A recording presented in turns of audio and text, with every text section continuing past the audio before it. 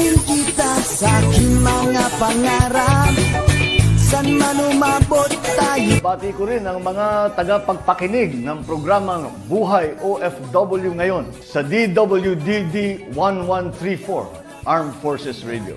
Mabuhay kayo mga OFW, mga bayani ng Pilipinas. Okay, magandang buhay, Luzon, Visayas, Mindanao. Narito naman po tayo sa programang Buhay OFW ngayon, Bantay at Kasangga. Yes, nag-iisa na naman tayo. Okay po, hello po sa ating founding chairman, Albert Guanzon. At siyempre po sa lahat po ng ating Bantay at Kasangga ng OFW sa apat na sulok ng mundo. At maraming salamat po din po sa ating mga pamunuan ng DWWD, sa ating pong support mula sa ating technical side. Thank you po so much sa inyo.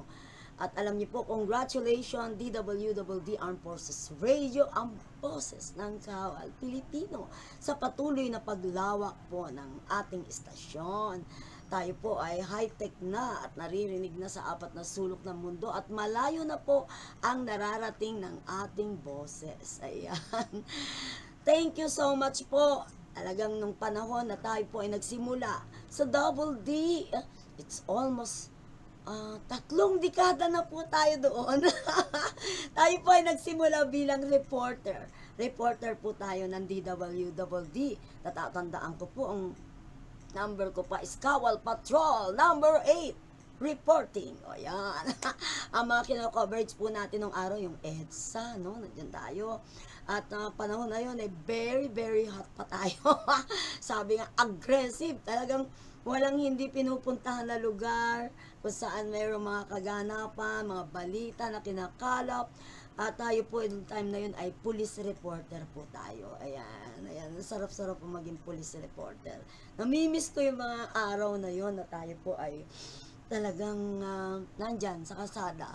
Talagang doon po tayo nangunguha ng mga balita. Talagang nakaka-excite. At syempre, police reporter, exciting, pero medyo ingat-ingat din. At least nung time na yun, tayo po ay meron pang depensa. Syempre, as a police reporter, kailangan meron kang pang self-defense. Yan, kailangan natin yan. So that time, medyo masyado po tayong aliw na aliw sa pagsa-shooting, target shooting. Ang ating pong instructor dong araw ay si Sunny Parson, Sumalangit Nawa. Napakagaling po ni Sunny Parson. Wala pong shot yan na hindi tumama ulo at saka puso. Syempre, estudyante niya ako, ganun din ako. Hindi po lumalabas sa katawan yung bala. Diba? Ayan, yan po yung panahon na namimiss po natin na tayo po ay madalas mag-target shooting. Sama po natin nga yung mga shooter, no, ng ating mga kasamahan dyan. Kasi, may time talaga na para bang hobby mo na yung mag-gun shoot, ano. Yung parang ano man. Pero ngayon, okay na sa akin yung Bible. Sabi, wala daw pinakamabisang sandata, kundi ang salita ng Diyos. Ayan. Amen. Hallelujah. Okay. At syempre po, sabi nga ang atin naman ding kinoverage, alam niyo po, mahal natin ng DOST. Tayo po ay laging nagka-coverage ng DOST, bukod po sa ating idol na si Tina Clemente, na lagi pong nag-i-interview. Tayo naman po ay sa labas. Yan po natin sila pinupuntahan. Tayo po yung Anghel Kawal Patrol ni Miss Tina Clemente nung araw na yun. Hanggang ngayon pa rin po, tayo pa rin po ay Anghel Kawal Patrol ni Miss Tina Clemente. Yan po yung ating role noon. Masasabi ko, iba po yung mga reporter nung araw kasi hindi pa po uso yung social media. Talagang pag kami po ay nagbabalita, balita talaga. Yung hindi ka basta-basta magbalita na yung mga fake na yan, wala yan. Pero ngayon talagang nagkalat Tsaka ngayon po, makahawak lang po ng cellphone, media na. Diba? Hawak lang yung cellphone, ano na siya, diba? Writer, broadcaster, tabi-tabi sa, ano po, ano tawag doon, bato-bato sa langit, tamaan po huwag magalit ha, kasi hindi ko naman po nilalahat. Meron lang po talaga na papel ng media, konting picture po parang mas magagaling pa sila. Yung bang sila yung sugod ng sugod talaga na kakatuwa rin silang tingnan, di ba? Anyway, talagang yan po yung mga libangan. Yan po ngayon ang trending ngayon, yung magkaroon ka ng cellphone at magkaroon ka ng social media account. Pwede ka na magbalita, pero dapat din be responsible kasi marami po tayong kasamaan sa media o kasamaan sa social media na tinatawag na collect. Attack muna bago collect. Attack and collect. Kaya po na-ambush o na tinatanggal sa mundo kasi po sa kaka-attack and collect Kala po nila palagi na lang silang mangungulik. Hindi po nila alam yung pag nainis na yung kinokolektahan nila, bala na yung ipapakolek sa kanila. Kaya yan po ang inyong pag-ingatan. Lalo po ngayong eleksyon, sabi nga there's no such thing as clean. Clean election. Siguro kung nyo po, napanood nyo po yung pelikulang Balota. Panoorin nyo po sa Netflix yon. Teacher po si Marian Rivera, no? Siya po yung teacher na talagang inilagay sa kamay niya, no? Pinosa sa kamay niya yung ballot box. Imagine tumatakas siya, nagtatago sa mga salbahe, bit-bit niya yung ballot box na yun. Hanggang sa magutom na siya at magkandusing-dusing, pero ipaglalaban niya. Hindi niya malaman kung kanino niya ibibigay yung balota, kung sino sa magkalaban yung matino kaya talagang nagitna siya kung sino talaga ang kanyang aanuhan okay. At syempre po, yan po yung sinasabing dirty politics. Nandyan na po lahat yung ballot switching, ballot box switching, yung bayaran na talagang lalo na po sa mga probinsya. Kawawa po yung ating mga teacher, trabaho po niyan talagang parang kalabaw sa buong araw ng eleksyon. Tapos yung buhay po nila masyado pa pong delikado.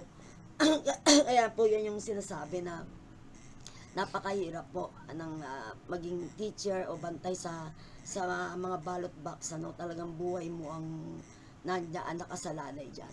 Okay, ngayon po ay panoorin niyo po yung ating naging coverage po. Ito po yung magiging napaka-high-tech na po ng ating bansa, sobra, bukod sa mga artificial intelligence na tinatawag, yun nga yung sinasabing, yung level talaga natin, talagang ibang-iba.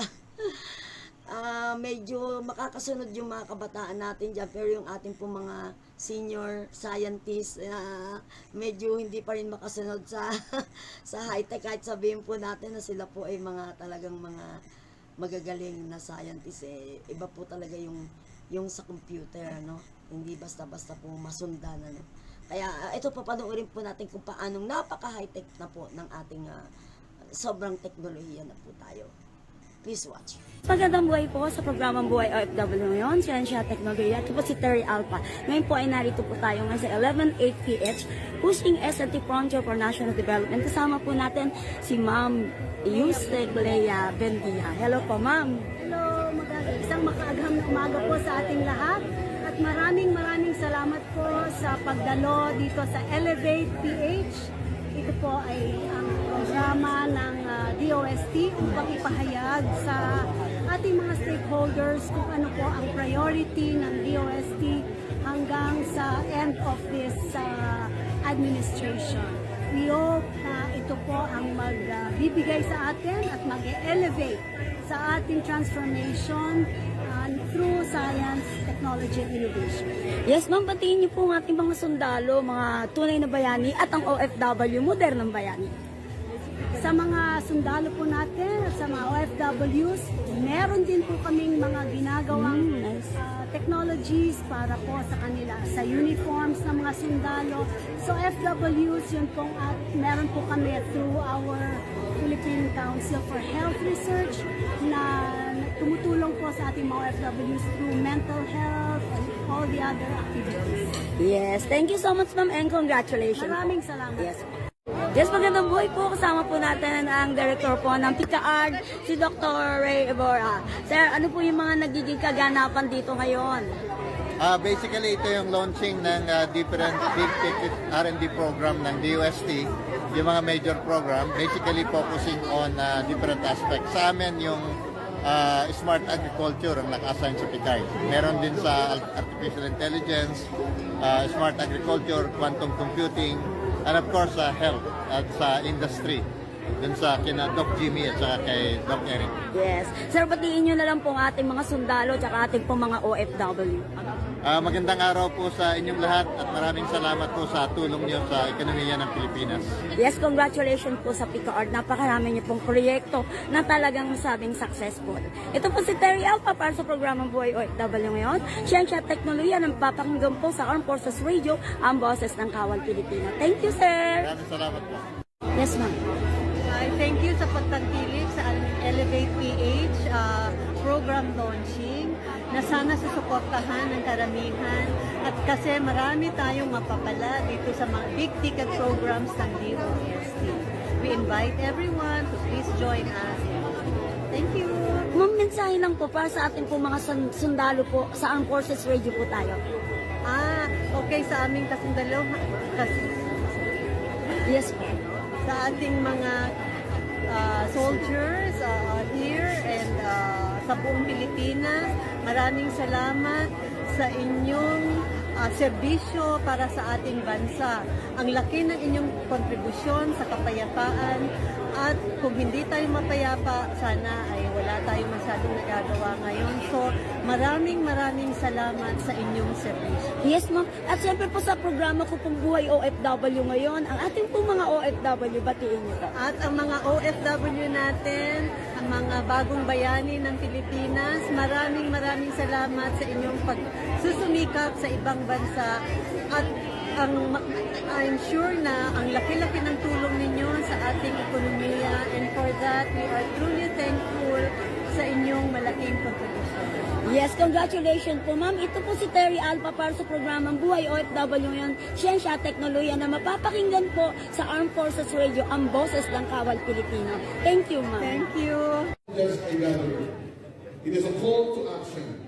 We are not just envisioning the future, we are building it through bold ideas, strategic collaboration, and shared commitment to innovation. We are setting the foundation for a stronger, more competitive Philippines. The insights shared today reaffirm that science and technology are at the core of national development.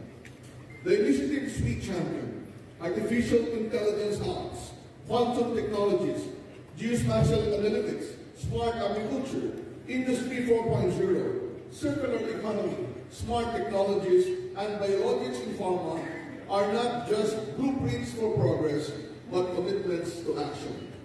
These transformative R&D programs are designed to solve real-world challenges, create opportunities, and position our country at the forefront of global innovation. But vision alone is not enough. The real work begins now. It is up to all of us, government, academia, industry, and international partners, to turn these ideas into tangible impact. Let us push boundaries, break barriers, and ensure that every Filipino benefits from the advancements we create. Together, let us elevate Philippines. Let us elevate our people, our industries, and our nation through science, technology, and innovation. Thank you at isang makaghaming na araw sa inyong lahat.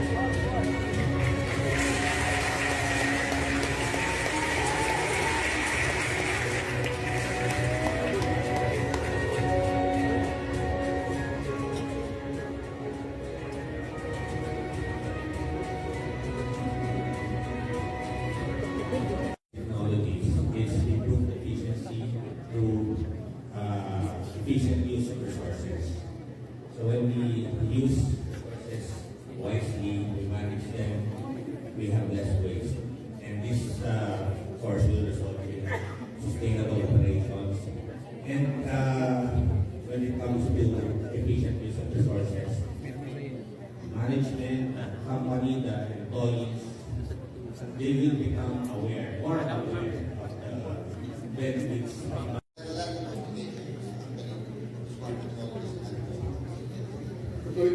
Beyond increasing yields, how can smart agriculture actively restore ecosystems and also build climate resilience? Because these two subjects are also very critical. Yeah, actually one of the big applications of smart agriculture is in terms of climate resilience. Because we have a lot of technologies are available now that we will be able to forecast whether there will be drought or excess water in your farm. So in that case, you will be able to plant properly and identify the varieties of crops that you are going to grow. If you are dealing with livestock, then you can actually make the planning of the production cycle depending on the conditions. The other thing is in terms of there are a lot of measures to make because you will be able to use environment-friendly technologies instead of relying on pesticide. You can use a lot of biological agents that can actually properly identify the farmer. As of now, there's a lot of communication, but you have to take a picture of the press or of the natural situation. You will have benefits and using it well. And that's really the spirit of the Smart Technologies Big Ticket Program is aspiring for. It is to make the best use of the technology available in order to serve what we call, or what I termed earlier, smart life. In that means we're able to optimize our processes, provide better services, and improve the quality of life through smart technologies. This can be through the development of sensors that will help us better understand our environment, better prepare food that is safe, convenient, and cheap, and perhaps also looking at providing better ways to serve. AI with skepticism. How do you address these concerns while ensuring ethical use? That's a very good question, Secretary. As you know, deepfake is prevalent. As you know, there's a new platform for generative AI that is recently being launched. There's quite a bit of a question about the integrity of the answers being given by that platform. So the key word for this is trust. How much do we trust the AI solutions being made available for us? And at DOST, we are very much aware of that issue. That's why, as much as possible, we are aligned with. Job of the secretary is kind of difficult. You're being told to do so many things. But I'm very glad to do this. Moderator for this panel, and we have my panel, the R&D champions and the directors of the DOST, Research and Development Institutions, directors of councils and R&D champions, who are some of the most brilliant, nobody's nodding, most brilliant minds behind the DOST transformative R&D programs. Together, we will explore how these innovations are shaping our economy, environment, and quality of life. So let's begin. I ask all the panelists to answer the questions as briefly as possible. To start, let's look at how AI is shaping the future. Dr. Franz de Leon, AI is often seen as a game changer, but also a disruptor. How does Akabay PH plan to make AI accessible to local communities and MSMEs? Thank you for your wonderful question. I remember a few months ago we had this meeting with PCCI representatives, and then they wanted to tell their stories as well as their needs, and how we can collaborate. PCCI collaborates with DOST, and more often than not, they wanted to adopt certain technologies like artificial intelligence. Right now, what we have developed at DOST is a repository of AI models. Of course, many of you are quite familiar that we also offer computing services, but that's where we see the gap. If I'm an MSME or a small-time entrepreneur, how do I easily get into AI space? And that's the gap that our program wishes to bridge. So we will develop AI benefit the Filipino people. This is more than just a program. It is a movement towards self-sufficiency, economic progress, and a future where no Filipino is left behind in accessing quality health care. Through our RMP and S&P partnerships, we provide solutions and open opportunities for a better and more prosperous nation. The future of healthcare is here. It is being built today in the minds of Filipinos for every Filipino. With S&P and R&D as our driving force and innovation as our foundation, we are turning possibilities into realities, one single breakthrough at a time. This is the future of health. Reimagined, realized, and within our reach. Magandang umaga po sa inyong lahat. Is good. And could it actually be turned into something valuable? Good day, everyone. Today, we are not just launching a program. We are launching a movement. A movement that challenges the way we think about waste, resources, and sustainability. The Department of Science and Technology's Circular Economy program is here to redefine how we produce, consume, manage materials, not as disposable, but as opportunities for innovation, growth, and resilience. To make our discussions more engaging, we want to hear your thoughts on circular economy. We'll be using Mentimeter, so kindly get on your phone, and we allow you to participate in our live polls. Please take out your phone, scan the QR code, or go to www.menti.com and enter the code displayed. Platform. From farm damages due to natural disasters and phenomena, oversupply of vegetables, pest infestation, leading to huge farm losses, and commodity price hikes, to name a few. To address these challenges, science-based solutions, such as the application of smart technologies, is imperative. Thus, for the past 10 years, DOST-PCAR has supported a total of 210 projects amounting to approximately 1.78 billion pesos of funding support on smart agriculture-related initiatives. These projects include application of automation, artificial intelligence, precision agriculture, use of sensor technology, digital agriculture, application of advanced technologies such as nanotechnology and bioinformatics, among others. One of the major programs supported by DOST-PCAR is the Project Saral, which has developed a multitude of technologies and systems aimed at reinvigorating agriculture as an industry in the Philippines. The said program is a set of nationwide deployment through the establishment of regional hubs to be handled by the DOST regional offices under the Saray Central Program in collaboration with the University of the Philippines, Los Baños. With the goal of providing solutions to pressing problems in the agriculture, aquatic and natural resources sector, or AANR, DOST-PCAR is now implementing the Smart Agri-Sensor, advancing the Philippine agriculture through innovative smart technologies.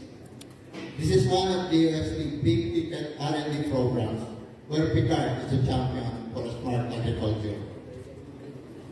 The program aims to develop and mainstream innovative technologies and leverage existing R&D initiatives on smart tools, making the AANR sector smart, sustainable, market-generating, all-inclusive, resilient, and transformative, smart. The implementation of the program will be anchored on DOST-PCAR Industry Strategic S&T programs, or ISP, in the following areas: crops, livestock, environment, inland and marine aquatic, and forestry.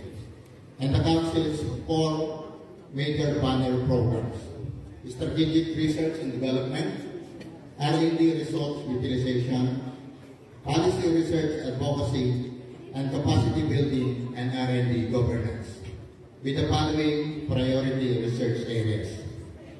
Precision agriculture, aimed at effectively using available agricultural resources, growing of different commodities in controlled environment, application of nanotechnology, biotechnology, bioinformatics, and artificial intelligence on Internet of Things and machine learning. The use of spatial technologies, sensor-based management system and digital agriculture, automation, robotics, and development of ICT-based technologies. All of these research areas aim to address pressing problems of the AANR sector, making it more competitive nationally and globally. The Smart Agri-Sensor Program is the USSPCAR drive to make the people's lives better. Through the successful implementation of the same program, we hope to achieve the Sustainable Development Goals and the following agricultural gains, the triple E. First, economic efficiency through multiple market access, lower costs through improved price discovery, value chain system, and quality control. Second, equity through the inclusion of the smallholders and marginalized population. And third, environmental sustainability by effectively managing waste and reducing carbon emissions through the promotion of environmentally friendly practices and improving resource management. The Smart Agri-Sensor Program is the USSPCAR's drive to ensure there is sufficient quality food for the growing Filipino population and job opportunities for our people in the agriculture, aquatic, and natural resources sector. Sa Smart Agri-Sensor, buhay ng Pilipino ay aasenso. Maraming salamat po at magandang umaga sa ating lahat. And every time we create solutions, we open opportunities. Industry 4.0 has already changed industries worldwide. We have to act now, or else we will be left behind. Ladies and gentlemen, we offer you solutions. Together, let us take advantage of all opportunities in store for us in our journey toward digital transformation.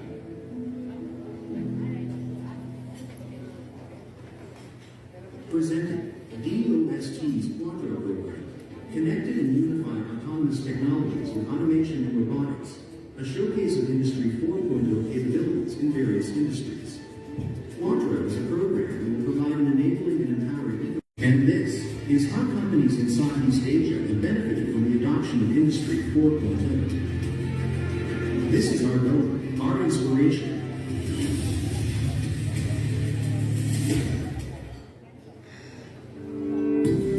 In terms of modernization, this is where we are right now.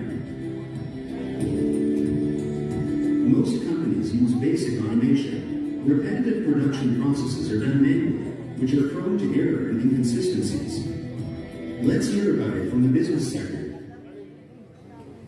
Kailangan natin mag-integrate sa tinatawag na Industry 4.0 technology. Ito po yung Internet of Things, 5G, artificial intelligence. Ito po yung mga bagong technology na kailangan ng ating industriya para maging competitive at saka innovative. Seeing that the Internet of Things is the next evolution of the Internet as we know it, and it's important for the country to know about this technology so we can apply it to various in the government, agriculture, enterprises.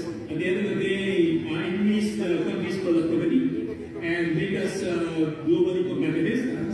Whenever you have a new technology, on one hand, there's risk to existing jobs, but the next thing is to be reskill. That's why AMDA is so important, and of course, our member companies are well aware that to reskill, to retool the workforce and equip them with new skills that can cope with the new products.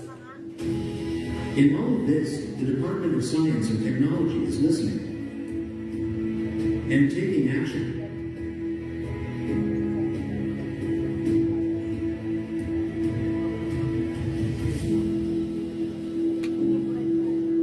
Every chicken is given a resounding applause.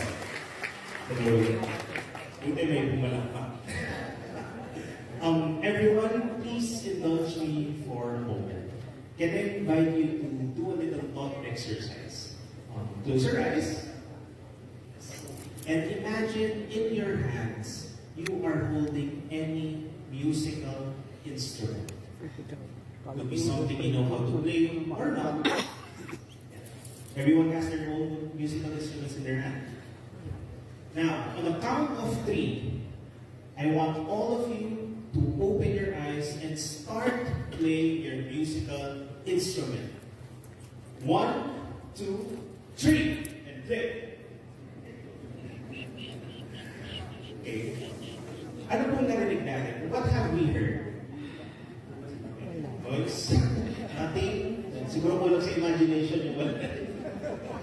But how do we create harmony? With each instrument producing its own sound and each musician playing different notes. How do we make sure that it isn't noise that we are making? We need a guiding score, a shared feature. Can the Philippines genuinely become a key player in the global AI landscape? Artificial intelligence is everywhere, transforming how we work and live, and it's even tucked neatly into the phones in our pocket. Yet, as AI surges ahead worldwide, there's a growing concern that developing countries might be left behind. Now, the Department of Science and Technology is determined not to let that happen. We aim to ensure that the Philippines isn't just a passenger in this technological revolution. We aspire to be a technology driver. Now, let's start with some encouraging news. The newly released Oxford Insights Government AI Readiness Index 2024 reports that the Philippines has risen from 65th place in 2023 to 56th this year. This index measures how prepared governments are to implement AI for public service delivery, evaluating 40 indicators grouped into 3 pillars: government technology data sector and data infrastructure. Now, this rise highlights the country's growing commitment to finance gets wasted. Okay, so how do we do that? Maybe we can discuss that later on during the discussion part. Next slide, please. The Philippines is number 1 because we are in the Pacific Ring of Fire. We have Okay, ayan, napanood niyo po yung ating naging coverage sa sobrang high-tech. Medyo magno-nosebleed tayo ng konti dyan. Okay, bago tayo pansamantala magpaalam, batiin muna po natin ang mga nagdiriwang ng kaarawan ngayong Pebrero. Araw pa rin po ng mga puso ng pagmamahal. Buwan pa po ng puso. Batiin po natin ang ating bunso, si Sybil. Hello, Sybil. Happy birthday sa'yo. Enjoy your day, enjoy your special day dyan sa New Zealand. Di pa ako makapunta dyan eh. Soon, magpupunta tayo dyan. Para dyan naman tayo mag-live report. Interview natin yung mga baka dyan. Mas marami pa ang baka at tupa kaysa sa tao. At syempre, batiin din natin si Manolo Falconi at ang kanyang apo na si Kenzie. Happy birthday sa inyo. At sa lahat po ng nagdiriwang ng kaarawan, si Richard, nagdiwang din siya. Sino pa ba yung mga Pebrero dyan, mga araw ng mga buwan ng pagmamahal yan. Kaya patuloy nyo mahalin ang inyong mga partner, family, magulang. At syempre po, lagi pong manalangin, mag-thank you, ano man ang blessing na inyong tinatanggap. Huwag pong kalimutan na laging magpasalamat sa ating Panginoon. At syempre po sa ating pong mga sundalo, ikali po ay laging kasama sa aming panalangin, saan man po kayo naroon. Maraming salamat po sa inyong lahat. God bless po. Ito po si Terry Alpa, sa mga saludo po sa inyo.